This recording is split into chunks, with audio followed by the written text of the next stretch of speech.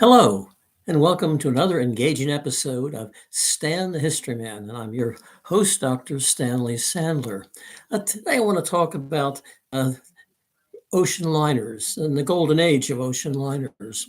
And I want to clear up definitions here too. I've actually read people who should know better talking about the Lusitania, the Titanic, or whatever, as cruising ships. Uh, Cruise liners, they're nothing of the sort. I mean, remember, back in the Golden Age, which is the early 20th century, there was no way to cross the Atlantic, the Pacific for that matter, except by ship. So this is the age of the great, what they call the swarming of the English, not to mention the Scandinavians, the Germans, the Russians, um, Italians coming to America, and they all had to go by ship. And they weren't really wandering around the Caribbean enjoying the sun. No, they uh, had just enough money to get on, to get passage and to go directly from, we'll say, Liverpool or Trieste to New York or Baltimore or Boston or whatever. So we are talking about serious. They're called liners because they went from one line to the other, from A to B. But I'm surprised that so many writers, not many, a number of writers, will continue to talk about cruise liners. It's not that. So the reason I'm calling this the golden age of the liners is because this is when millions, literally millions of people came to the New World, the U.S., Canada, in some cases, and of course all by ship, and they were making all kinds of money. And I just want to uh, talk about the three great ships and the fate of each of them at this time. And the first one was the earliest of the disasters here was the Canadian Pacific ship, the Empress of Ireland, which is kind of an odd name because Ireland never had an empress, but they named all their ships empresses of this and that.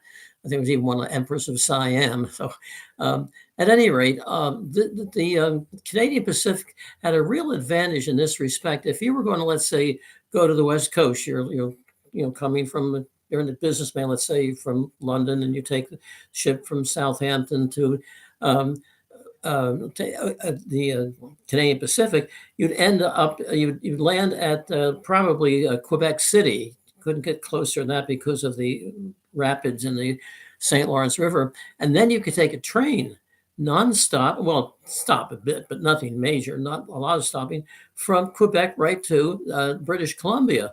Now, if you took a English liner at an American port, you'd have to stop and change at Chicago. This is a great advantage of the Canadian railroads, Canadian Pacific, and I presume a few others. You could go from coast to coast without changing trips, changing trains. So anyway, the Canadian Pacific was the Empress of Ireland was a part of that fleet of trains of that company. And I think it was built around 1907. And it was successful, made a fair amount of money, which is what the liners are all about. And then in September of 1914, the date which you might remember, the beginning of World War I, it was hit by a collier, a ship carrying coal. The collier had a reinforced bow. So the bow of the collier just smashed right into the side of the Empress of Ireland, and down she went fairly quickly. Now, actually, more passengers were lost on that than were lost on the Titanic. How can that be? Well, a lot of the crew got away. Now, there's no reflection on the crew, but in that cold water, you had to know how to be a swimmer, which most sailors do. So they got away, tried to help the passengers, but the ship went down so fast. And you might say, well, I've never heard of the Empress of Ireland. Why is that? Well, for one thing, 1914, beginning of World War I, that soon eclipsed the disaster at on the Empress of Ireland, which, by the way, is still there. And divers have gone down to it for a long time. They picked away at it, but the Canadian government finally said, look, there's human remains down there. And so they do not, you can't go cruising, fooling around with the Empress of Ireland anymore. The other thing was it wasn't a maiden voyage. And I don't think there were any millionaires on board. I mean, there were some wealthy Canadians, but I don't know if they're actually millionaires. When $1 million meant something then. So that is why this terrible disaster, which I say the worst in Canadian history, is not very well known. I'll show you how little known it was. When Mrs. Sandler and I went to England for me to do research, we passed over the grave of the Empress of Ireland, and nobody said a word. We were going on a freighter, by the way. We came back by Canadian Pacific, and again we passed over the wreck of the Empress of Ireland. But since that was we were on a Canadian Pacific ship, and there's a sunken Canadian ship beneath us. Again, nobody said a word, but by then I did know about the Empress of Ireland. Something I bet it's right about here, off Father Point, on the St. Lawrence that it was. So there've been, I think, at least 2 books written about that disaster, but it's not casually wise. Sure, it's right up there, but in fame, no. Of course, the second one, actually, I'm kind of mixed up here. The first one was the Titanic, 1912, and we know about that, and just a few things about the myths about the Titanic, if you will. One of them is, well, the crazy people. They didn't have any binoculars in the crow's nest. Well, actually, a skilled observer uses his eyes because the telescope or binoculars narrows your vision.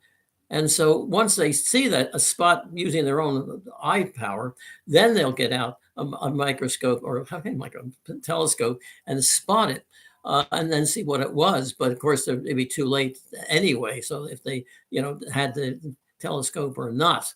That was one of the many, many myths of Titanic, which I won't get into, but that's one of them. Of course, the other ones, they didn't have enough lifeboats. It's stupid people. Well, they were doing the legal thing. White Star was doing the right thing because the number of lifeboats was based upon the size of the ship. Well, between when the first lifeboat regulations came out late in the 19th century and 1912, well, the ships have grown enormously, to use the cliche of floating palace, but they didn't add any more lifeboats. But another thing I've just been reading about lately is that even had they had enough lifeboats, it took an hour and a half for the Titanic to sink, and yet they still hadn't got everyone on board. I got on board the lifeboats. So even with enough lifeboats, they wouldn't have got enough people disembarked onto the lifeboats. So that's a few of the myths of the Titanic. And of course, its fame was that it was on a maiden voyage, and it did have millionaires on board. But of course, the money, the bread and butter, was made from the third-class passengers, sometimes called steerage, but they were trying to get away from that term. It sounded kind of low-class steerage. There you go, third class. I've always been interested in the second class, though, because they would be kind of the same as my life experience. I'm middle class, whatever, lower middle class. And I often wondered, I've read some of the people he talked about were school teachers, skilled craftsmen, that sort of thing.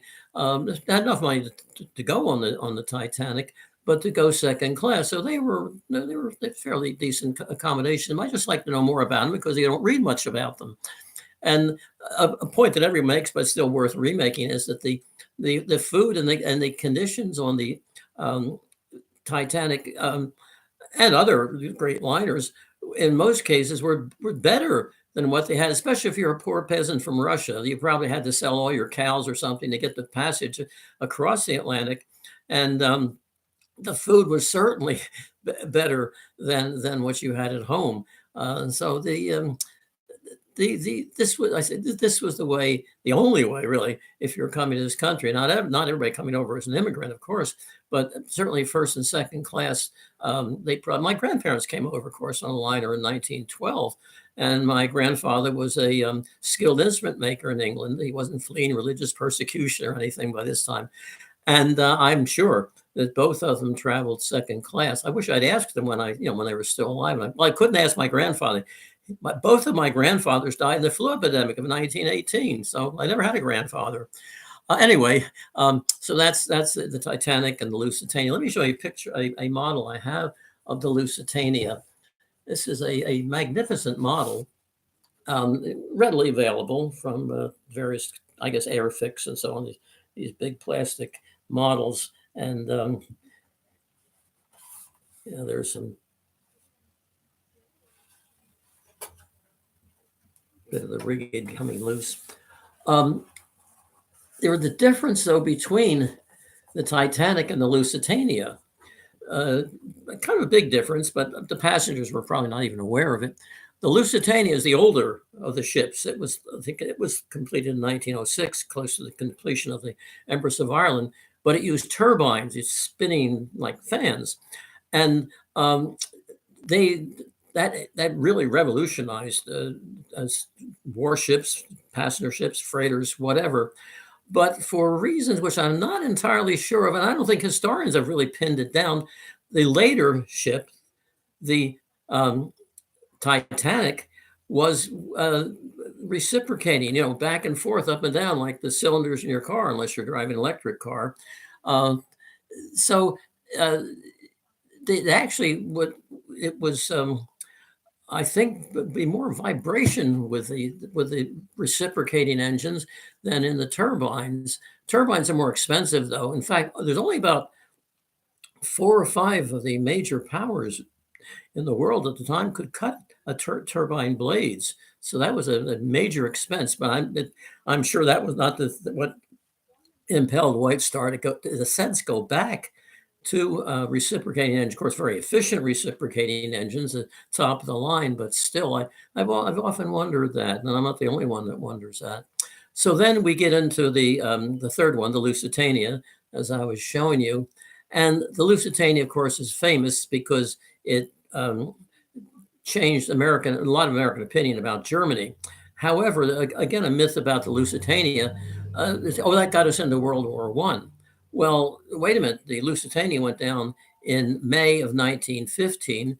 We declared war in April of 1917. So we can't quite say, remember Lusitania, we're going to go to war. No. But what it did do was the idea of a ship, of a merchant ship being sunk. It was not a warship, so it's killing civilians, and that really mobilized opinion, which the British used. Of course, look at the Hun, the horrible Germans, what they're doing and massacring civilians, just going about peaceful business. Well, that's true in a way, but remember that the Lusitania was also an armed merchant cruiser. There was a deal with the British government that they subsidized. See, the British government was worried about the German ocean liners. I wish I had a model of one of them, like the Bismarck and the massive, typically German, if you will, but very good, fast, great passenger accommodations and everything. And so to keep up with them, the British said, if you build some more ocean liners, like you built 3 of them, we will subsidize you. Now, in return for the subsidy, you have to be armed. And so they actually had the emplacements in the Lusitania, and you can see the rings. And I think maybe the Titanic was also an armed merchant cruiser, rings on the deck on which could be mounted heavy guns, not as heavy as a battleship or a cruiser, but still 6-inch, fairly heavy. And they could battle it out with other armed merchant cruisers that the Germans had. And there was one occasion when 2 armed merchant cruisers clashed, and the British won. Okay, but I think it was kind of a bad idea. It made it say, well, this is a warship, and so I have every right to sink it. It's a if you will, a tool of the British government, the Admiralty. There's another kind of mysterious thing or controversial thing about the Lusitania, which is still, historians debate this one. Why did it not zigzag? See, by this time the order was you zigzag if you're in areas of enemy submarines. Now the submarines then could not go into the mid-Atlantic. So they would get the approaches to Great Britain. It was festering with German submarines, which had sunk a lot of ships right there at the time. In fact, on that very day, several British merchant ships had been sunk. But the orders you think would definitely well, he was told not to zigzag, and we don't know why that was. And by the way, Captain Turner never said was Turner was he was the captain of both the captain of the Lusitania and of the Empress of Ireland survived, but not the, as you know, the captain of the Titanic. But there's a mystery, and some people, halfway responsible, I would say, writers say, have actually claimed that Winston Churchill, who was First Lord of the Admiralty, used the Lusitania as bait. We'll get this big ocean liner in here, and then when the Germans torpedo it, which they may very well do, then we can say, look at the Germans, the terrible Huns, and you really should be in the war on our side. Because remember, we weren't in the USA was not in the war. Then was a big debate over. As a matter of fact, Woodrow Wilson in 1916 had a very closely elected. One of the main slogans was, "He kept us out of war." Now, to be fair, and we went to war anyway under Wilson, but to be fair, Wilson said, I never made up that statement, but he didn't repudiate it when the Democratic National Committee started using it. Yes, he kept us out of war, all out of war in Europe. We're not going to have anything to do with that. What we were having a lot to do with it, though, was shipping munitions to the Allies. And the Germans were saying that's a very unneutral act. And we said, well, if you can come on over here and buy our weapons, we'll sell them to you. But the Germans couldn't because of the British blockade, which even the submarine could not break. But I should mention this also. Britain was because of the German submarine, Great Britain was in about 6 weeks of running out of food, because the British don't grow that much food, especially that wretched climate. I mean, they do grow stuff. I'm being somewhat facetious, but still, they only grow about half of their food, and they were down to 6 weeks supply. And what we would just when we got about the same time as we got into the war, and our head admiral Sims went over there, and he's saying, what are you going to do about these submarines? And the British, I don't know what I can do. It's so bad. He said, but what about convoy? If you consider convoying the ships, keeping them all together and protected, and it's bad for them. Well, you use it when you ship your troops over to France. They're escorted by destroyers and so on. Try it. Well, we're going to mess with the Americans. We need them. So come on, they tried it. And I mean, there are very few silver bullets in history, but that's one of them. If you convoy your merchant ships, I guarantee that you're going to lose one or two maybe, but nothing like the losses. They go individually. But navies don't like that because they want to get out there and attack, be aggressive, and not cluster around like this.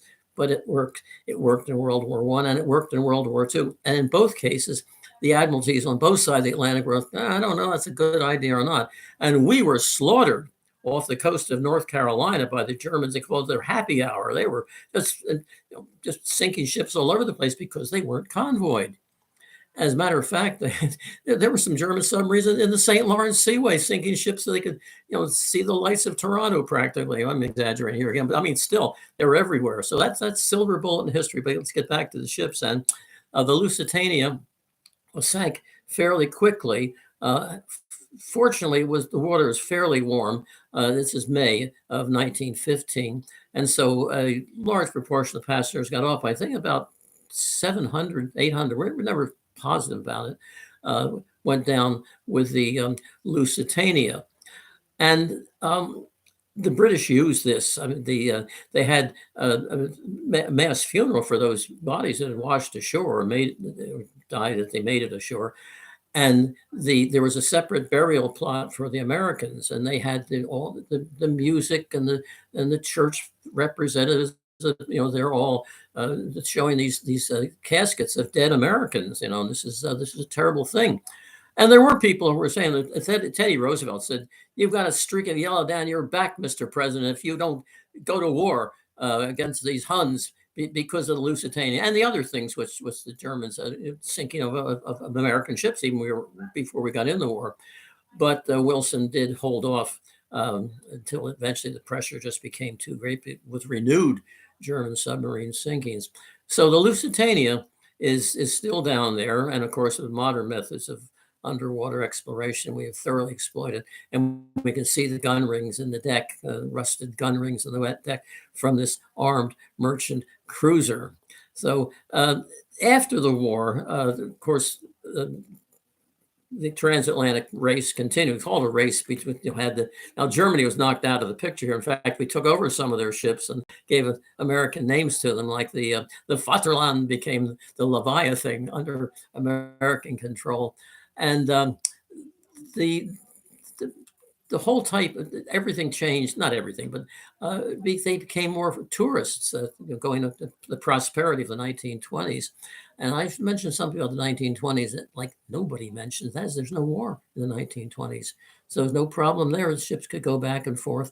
And although there's no, of course, airline competition. In fact, it was not until 1957 that more people went by airplane than by ship. But the great age of these ocean liners, these floating palaces, was the early 19th century, and the peak of that great age would be the 3 years from 1912 to 1915. Well, that's it. Another engaging episode of Stan the History Man. I hope that you'll be watching me again soon. Thank you.